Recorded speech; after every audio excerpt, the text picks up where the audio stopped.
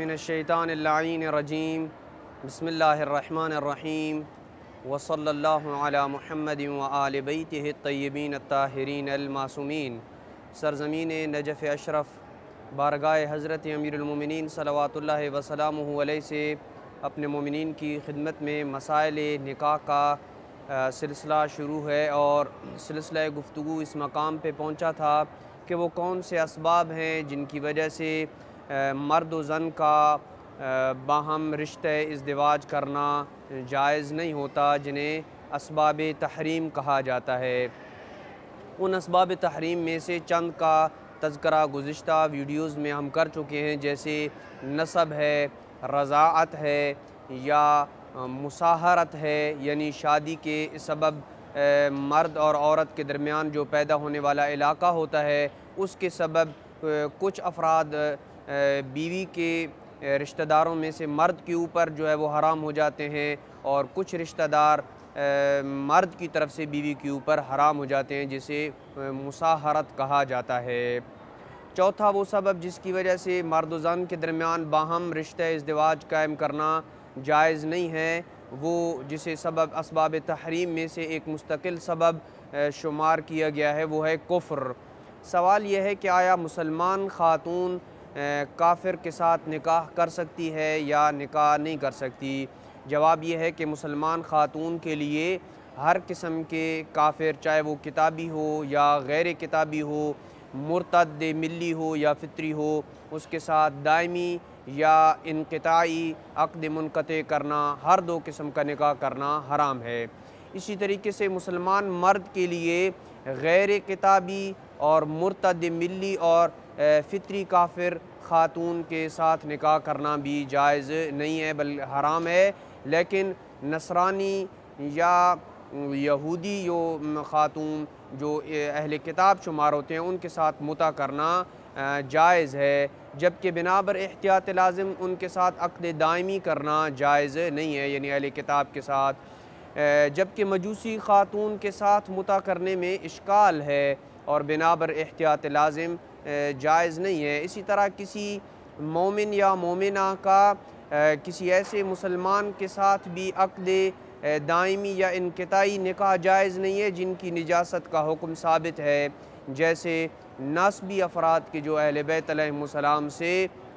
बुग़्ज़ करते हैं, उनके साथ जो है वो चूँकि वो नजिस हैं, इस वजह से उनके साथ भी निकाह करना जायज़ नहीं होगा। लेकिन मुसलमान बीवी होने की सूरत में कोई मर्द के किताबी काफिर ख़ातून के साथ मुता करना उसके लिए जायज़ नहीं है, बल्कि अगर उसकी इजाज़त हो भी तो बिनाबर एहतियात लाज़िम जायज़ नहीं होगा। सवाल यह है कि आया कुफ़ार का अपने मज़हब के मुताबिक तय पाने वाला अक़्द जो है वो दुरुस्त अक़्द शुमार होगा या दुरुस्त अक़्द नहीं है? जवाब यह है कि कुफ़ार का अक़्द अगर उनके अपने मज़हब के मुताबिक सही इंजाम पाया हो तो उस पे हमारे नज़दीक जो उनके नज़दीक एक निकाह दुरुस्त है, उस पे हमारे नज़दीक सही तय पाने वाले अक़्द के जो आसार हैं वो नाफिज़ होंगे और मुरतब होंगे। बस अगर वो दोनों इकट्ठे मुसलमान हो जाते हैं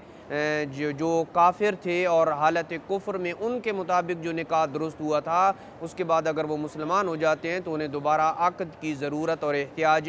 नहीं होगी। लेकिन अगर उनमें यानी जब हालत कुफ्र में उन दो मर्दों ने, मर्द और औरत ने आपस में निकाह किया था, अगर उनमें कोई ऐसा खलल हो जो इस्लाम के मुताबिक और इस्लामी और शरीयत के मुताबिक निकाह के फासिद और बातिल होने का मूजिब हो, तो फिर उसमें इस्लामी क़वानीन की रियायत की जाएगी। जैसे बहन से निकाह करना या बीवी के होते हुए उसकी बहन के साथ अगर कोई काफिर निकाह कर लेता है, यानी काफिर अगर बीवी की बहन के साथ निकाह कर लेता है या अल-इयाज़ु बिल्लाह काफिर अपनी बहन के साथ निकाह कर लेता है, तो इस्लाम के मुताबिक इन पे इस्लामी क़वानीन नाफिज़ होंगे। सवाल यह है कि इस्लाम में कुफ़ और हमसरी कैसे तायीन की जाएगी? कौन کس کا ہم سر اور ہم پلہ ہو سکتا ہے تاکہ اس کے مطابق جو ہے وہ نکاح کیا جا سکے؟ جواب یہ ہے کہ مسلمان مرد و زن آپس میں باہم ایک دوسرے کے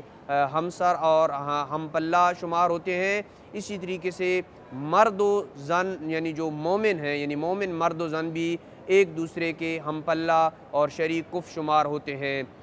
پس عربی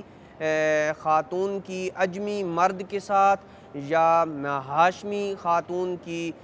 غیر ہاشمی مرد کے ساتھ یا غیر ہاشمی خاتون کی ہاشمی مرد کے ساتھ جو ہے وہ جو نکاح ہوتا ہے، یعنی سید کے ساتھ نکاح اس میں کیا جا سکتا ہے، کوئی حرج نہیں ہے۔ اسی طریقے سے بڑے گھر کی جو خواتین ہیں، بڑے گھر کی خواتین وہ نسبتاً کم ذات شمار ہونے والے جو مرد ہیں ان کے ساتھ بھی شادی کرنے میں کوئی حرج نہیں ہے۔ اسباب تحریم میں سے ایک سبب یہ ہے کہ حالت احرام میں نکاح کرنا بھی درست نہیں ہے۔ اسی طریقے سے اسباب تحریم میں سے ایک سبب یہ ہے کہ جس شخص کے پاس 4 دائمی بیویاں ہوں اس کے لیے 5ویں دائمی خاتون کے ساتھ نکاح کرنا، یعنی 5واں دائمی عقد کرنا جائز نہیں ہوگا۔ اسباب تحریم میں سے ایک سبب جو آخری سبب ہے وہ یہ ہے کہ دوران عدت بھی کسی خاتون کے ساتھ نکاح کرنا جائز نہیں ہے۔ یہ وہ اسباب ہیں جن کی موجودگی میں مرد عورت کے ساتھ اور عورت مرد کے ساتھ جو ہے وہ شادی نہیں کر سکتی۔ وصلی اللہ علی محمد